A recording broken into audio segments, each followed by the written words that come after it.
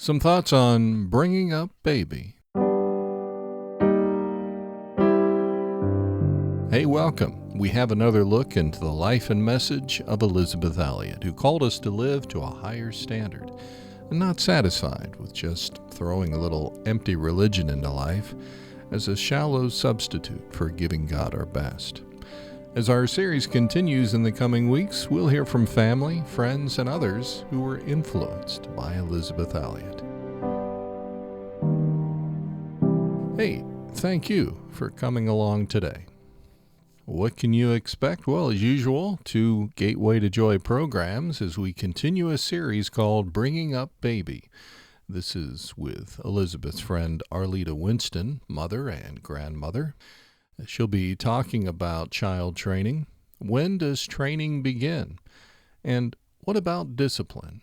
And as we think about families, we'll hear from Ed McCully, who as a very young child lost his father, Ed McCully, in Operation Alka, in an attempt to reach out with the good news of the gospel. He'll be talking about his mother and how she didn't think she needed to forgive those who had killed her husband. Also, we'll hear about how Elizabeth modeled sacrifice as we hear from author and speaker Davey Blackburn. Right now, though, part 3 of Bringing Up Baby. As you think about raising children, when do you begin training a child? At age 2, or maybe earlier, age 1. How about right after the baby comes home? And do you ever struggle with letting your baby cry rather than giving in? Well, let's hear more about these topics in part 3 of Bringing Up Baby. Here's Elizabeth Elliot and Arlita Winston. When does training begin? You are loved with an everlasting love. This is God's word to us. He loves us, and underneath are His everlasting arms. This is your friend, Elizabeth Elliot, talking again today with my friend Arlita Winston. We've been talking about children, expecting children and having a newborn. Arlita, please give us some wise words about when you begin to train a child. I think I began training the very first day I came home from the hospital. By my quietness and my quiet response to that baby, and that as I held him quietly and peacefully, that I could satisfy his frustration, either by feeding him, by changing him, by burping him, but done in quiet assurance. And even though you don't feel like you're very assured, if you can project to that child the fact that everything's going to be all right, it's going to be all right, and you hold them quietly and firmly, then during that time, you have time to ask your Heavenly Father, what do I do? But you don't have to let that child know that. You just hold them close to you quietly, talk to them quietly. I think the tone of my voice, the way I hold the baby with assurance, and just the very touch of my hand. Sometimes when that baby is restless and not able to sleep, to just soothe them by putting my hand on their little back and rubbing it and saying, shh, that's all right, that's all right. And did you sing to them? Oh, I sang to them all the time. In fact, one of the joys I had this last time when I was with my new grandbaby was singing to my 2-year-old grandchild all the songs that my own mother had sung to me as a child. For example? Oh, clickety-clack-a-lunk-a-lunk. In fact, I got a phone call the other day from 2-year-old Karis singing it back to me on the telephone. She was absolutely ecstatic because she was able to sing back to me, clickety-clack-a-lunk-a-lunk, the train is coming a-chunk, clickety-clack, a mile away, it hasn't a second of time to stay, it sings a noisy rickety song, a rickety-rackety-rickety song, get off the track, it isn't where you belong. Over the river, across the lake, a mile a minute it has to make. Terrible snake with flaming eyes, it wiggles and wiggles along the ties. The cinders fall in fiery rain, the tunnel is waiting to swallow the train. Goodbye, goodbye, goodbye, goodbye, tomorrow I'll see you again. And then Karis would always say, "And I'll see you again tomorrow, Grandma." And it was just so fun to hear her learn that while I was out there and then ask for the other songs. But we didn't really need a lot of toys to play with. We did a lot of talking. We did a lot of hand playing. How many toys does a child need? Not many. In fact, it's probably better that he doesn't have too many, but I would say that it's good to exchange the toys, to have a couple out and put the rest away in the closet. Hear, hear. I think that's a wonderful idea. You And don't have so then- much clutter. And you don't have so much to put away at the end of the day. But then a couple days later, revolve the toys around so that it is something new for them. They get very, very used to the same things and then just get bored. If you fill a playpen or a bed with the same things all the time, then you wonder why they aren't playing with them. They've just really gotten bored. So don't put so many in. Just Well, put. wouldn't 2 or 3 per day be enough? I think so. For little children, my mother used to say you can give them lots of toys, but then very often they go for the measuring cups and spoons in the kitchen That's and have right. much more fun with them than with the bought toys. Right. Now, when a little infant is left alone in the crib after he's been fed and changed and he's warm and dry, and he screams, what does a mother do? Well, I've done different things. Sometimes I've gone in and been very firm with them, looked them straight in the eye. How old are you talking about? I'm talking for about instance? an infant, maybe 2 months old. Oh, all right. I will go in and make sure that nothing is needed. Now, in the days when my children were babies, we used big safety pins so that we always checked to make sure that there wasn't a safety pin that was open and sticking in them. That was one of the first things I always checked. Now you don't have to worry about that. But it could be a bubble that they haven't gotten up, where they're just in terrible pain, and very often that is what it is. Can you tell by the cry? I think so. I think you can tell a hungry cry from just an angry cry, or a fussy cry where they're just, you know that they're needing a nap and they're just needing to be away and quiet. And sometimes it'll take some minutes for them to settle down, but I learned that it doesn't matter if they cry just a little bit. If you know that what they're needing is a nap right now, let them cry it out for a few minutes. Let them settle down and snuggle in and go to sleep. I remember when Sarah was only 8 weeks old, and we were trying to get her on a schedule of sleeping through the night, and she insisted on screaming when we put her down for that bed, and I was determined that she was going to go to bed at 7:30 every single evening so that I could have time with my husband, who was a busy doctor. And I felt like she had me all day long. She had him when he first came home, and now it was her time to go to sleep, and I was determined. But I soon was thwarted by the screams and feeling like I was being an awful mother. And one day, my neighbor said to me, who lived in the same apartment, she said, "Arlita," and she had 3 little boys herself, she says, "Arlita, why don't you and Joe go out for a walk and just stay out for about 45 minutes? I'll be here in my apartment. I can hear her, but it won't bother me. And if anything happens, if the house catches on fire, I'll go grab her first thing, but you just go for a long walk and let her cry it out." Well, I was appalled. And she said, "No, go on. On you go for a walk, and let's see if we can't train her to start sleeping when you want her to do it."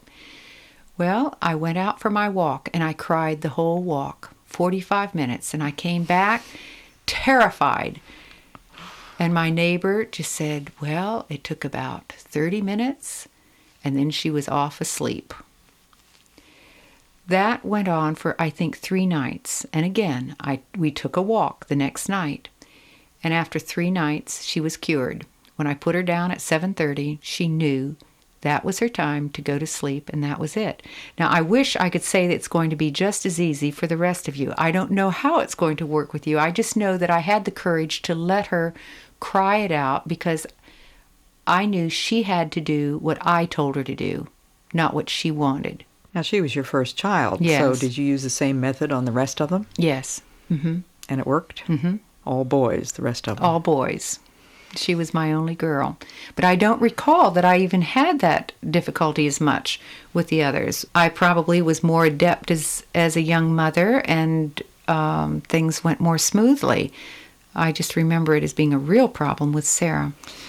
Well, Valerie has had a real problem with number 8, my daughter Valerie. She told me when I was out there last Christmas that she'd never had the difficulty that she's been having with Sarah, who's her youngest.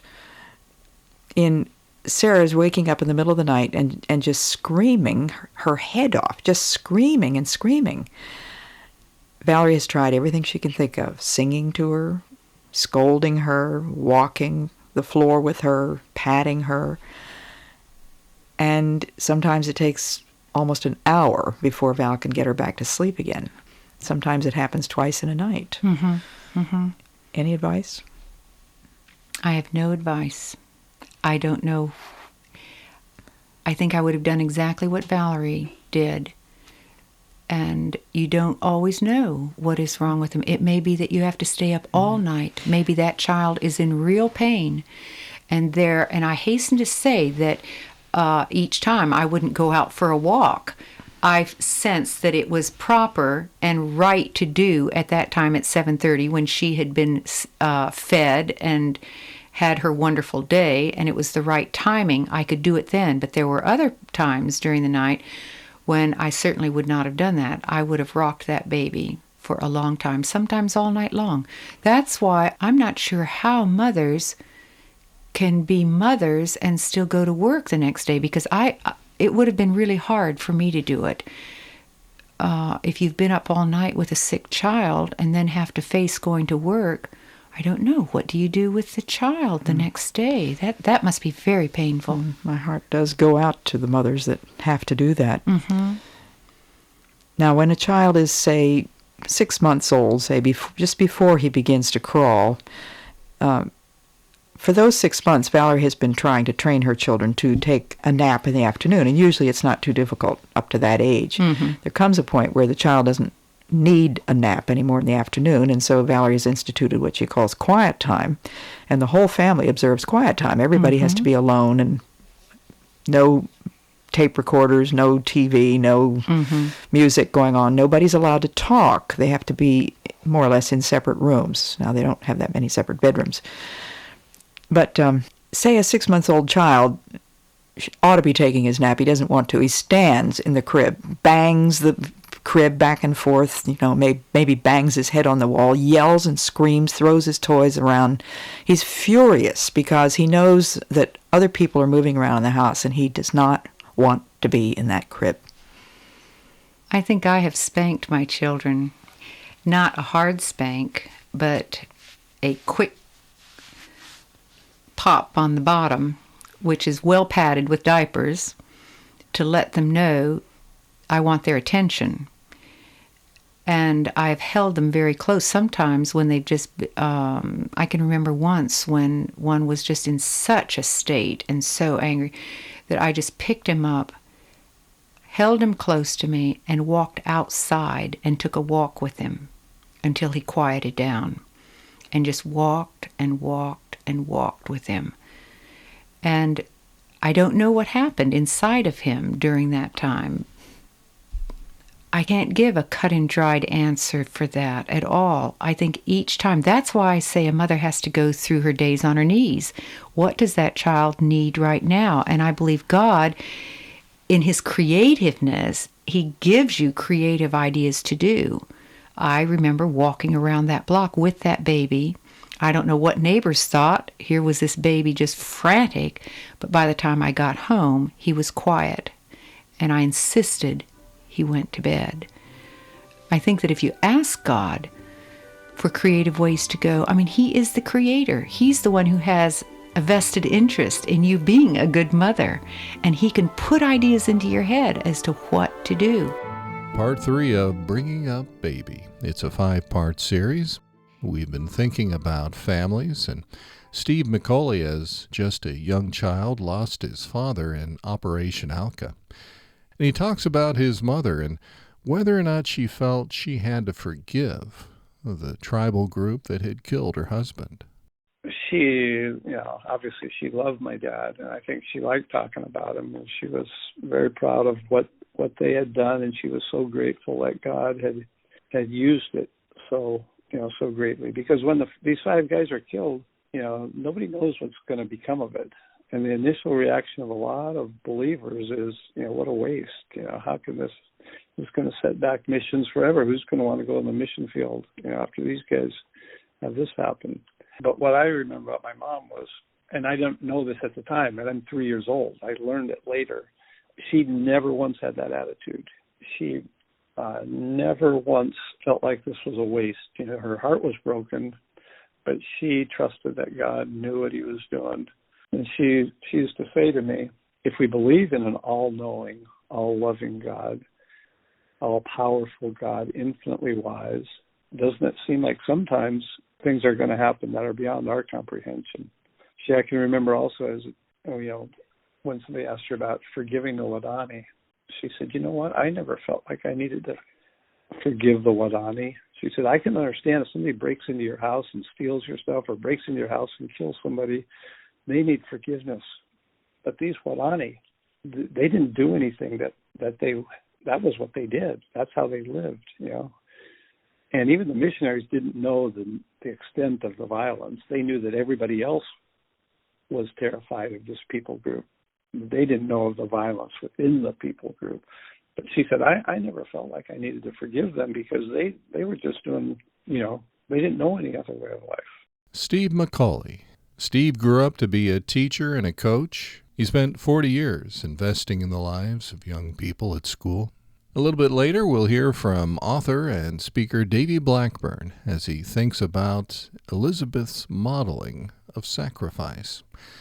Sacrifice is something young parents probably feel they do more than they really want to at times, as they deal sometimes with a rebellious child. And while it sounds kind of like an old joke about changing a light bulb, how many people does it take to change a diaper?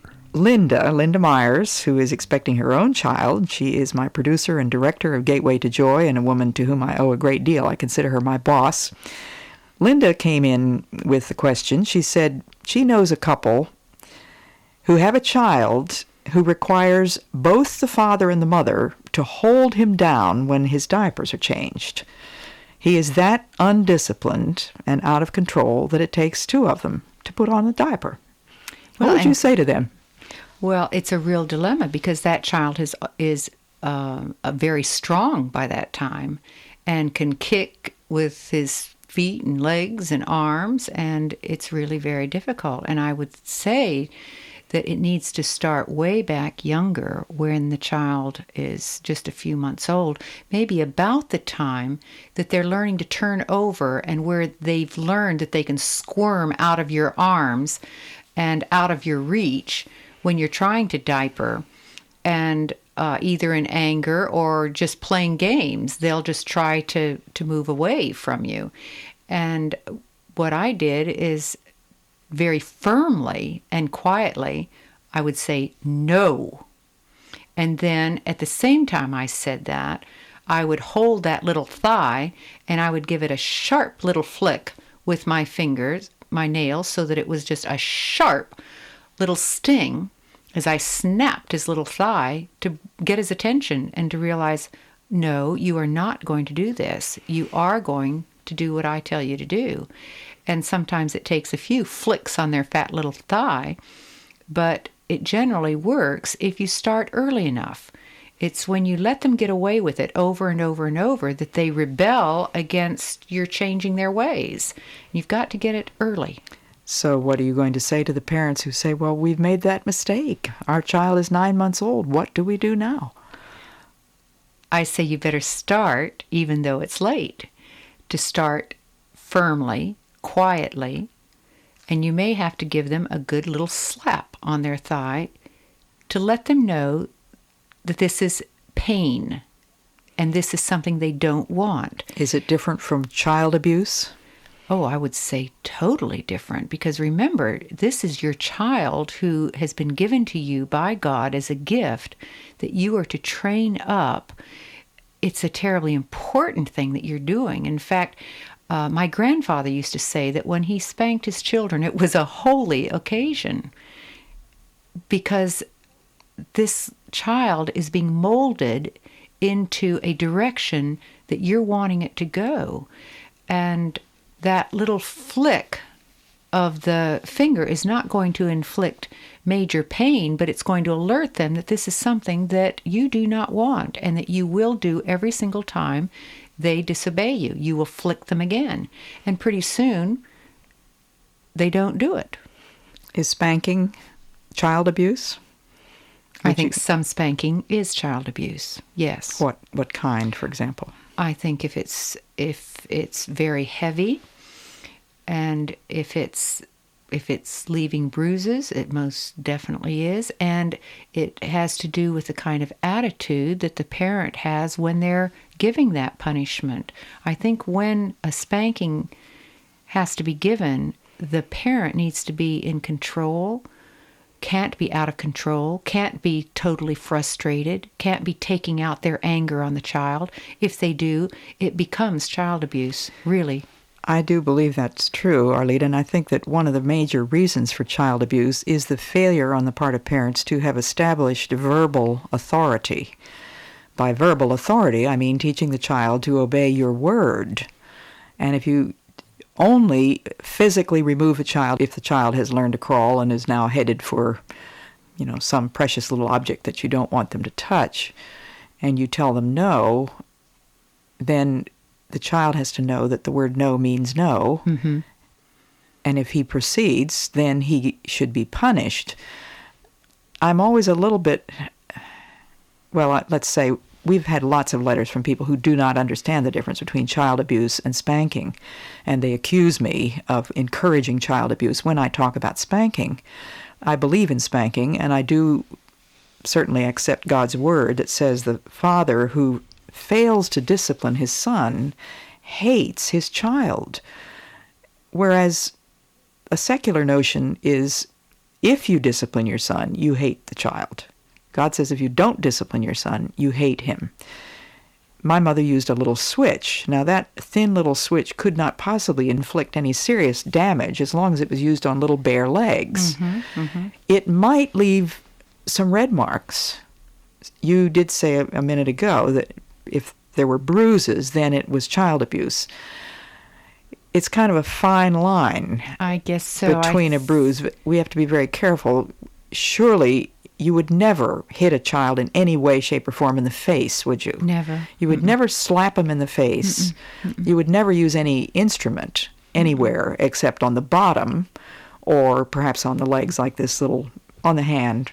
Would you smack their little hands? I did. With your hand or with a ruler or? With a ruler or with a wooden spoon. And it was a sharp tap. It wasn't a beating, but it was a sharpness that alerted them, hey, everything is not all right. My mother is not happy with my behavior. And I didn't do it after the third time he disobeyed. I did it after the first time.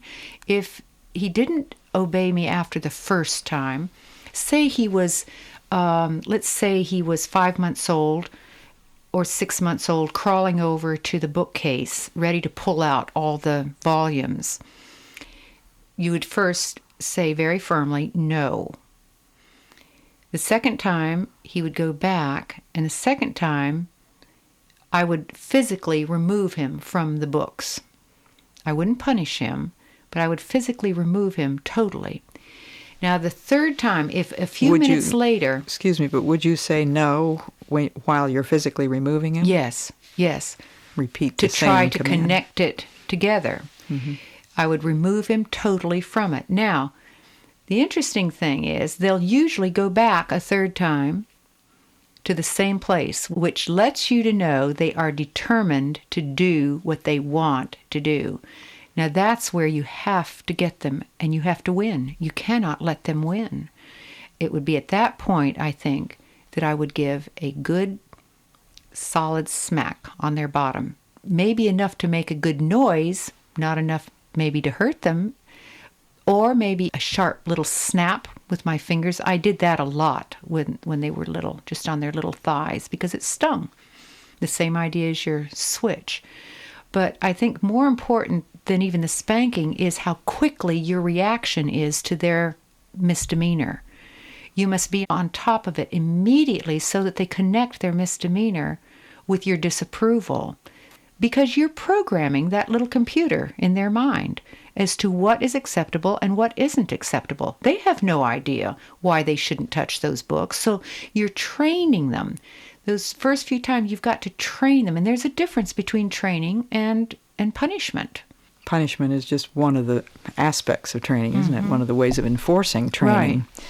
And Valerie told me how little Theo, who was 2 years old, was sitting in his high chair, and he was screaming because he didn't want the particular kind of food that Val had offered him. And she just looked at him very quietly and just said, "Theo, you may not scream. I want you to eat this." And he kept on screaming. So she picked him up out of the high chair. She went over, set him on the sofa. I happened to be there and watched this. And she got down on her knees right in front of him and looked him straight in the eye. And she said, "Theo, you must not scream." And I've seen her many times. And this is something that I don't often see young parents doing, because they would say, you cannot instruct a child until he can talk, at least. You've got to be able to reason with him. Would you agree with that? No. Mm-mm. And I think you have to be prepared to wait it out and to take as long as you need to deal with it and not get interrupted with something else that you think is more important, because right then and there, the most important thing is to carry that message across to that child so that he really learns it. And you give yourself plenty of time to get the message across. And you continue to instruct him verbally, right? Over and over and over again. You aren't going to teach them overnight. It's got to be precept upon precept upon precept. Line upon line, as it says in the Bible. At what age do you think you can start verbal authority, Arlita? Oh, I think from the very start. You bring that baby home, you're letting them know what your voice is like and what you are like as a person. And the quieter and calmer and firmer you can be, the better. And a mother can train herself to be that way. You may say, oh, but I'm not naturally that way. I'm at 6s and 7s, and I'm frustrated, and I'm just excitable, and I'm not able, and all I ever heard was screaming in my own home. But, you can change. And you can decide, no, I'm not going to be that kind of mother, and I'm going to keep a measured tone with my children. And if they learn that what you mean the first time is what you really mean, they're going to be listening to you. And I do believe that God can help you to change. Yes. He can help you to change. He can give you a quiet spirit. And I remember your saying many years ago, and I've quoted you many times, Arlita, the more quietly I spoke to my children, the more serious they knew I was. That's right. Because I'm naturally a noisy person. Thank you for being with us, Arlita. You're welcome. Part 4 of a 5-part series, Bringing Up Baby. One of the things that often came up when Elizabeth was speaking was the topic of sacrifice. Did she live that out? Here's Davey Blackburn, author and speaker. I think we can all relate to that, the need to say, hey, I need to do what the Lord wants me to do, surrender to His will. That's right. I find that for myself, and as we're pastoring people and working with people, the human tendency is to go, hey, God, I've got these plans. Will you come on board with my plans? And the journey is that God's inviting us into, and really the only place we find satisfaction is to go, hey, you know what, God? Scrap my plans. I just want to get on board with what you're doing. I don't want this to be about my plans or my agenda. And that's where we find the fullness of life. However, that's a daily battle. Every single day we're having to battle that. And to your point, Elizabeth was such an example of someone who was really, truly walking that out. That was author and speaker Davey Blackburn, podcaster, and founder of Nothing is Wasted Ministries. Well, our time together is coming to an end once again. Thanks for letting us come into your home, your office, maybe along with you as you took that walk, wherever we found you. On behalf of the Elizabeth Elliot Foundation, in cooperation with the Bible Broadcasting Network, let me invite you to check out elizabethelliot.org. Visit for more talks, devotionals, videos, and more at elizabethelliot.org. And if you haven't heard all of our programs, be sure to go back and listen to some more. Maybe visit us on YouTube as well. And if you get a chance, leave a review for us sometime, wherever you found this program. Thanks. Well, until next time, may God remind you each and every day, you are loved with an everlasting love. And underneath are what? Underneath, are the everlasting arms.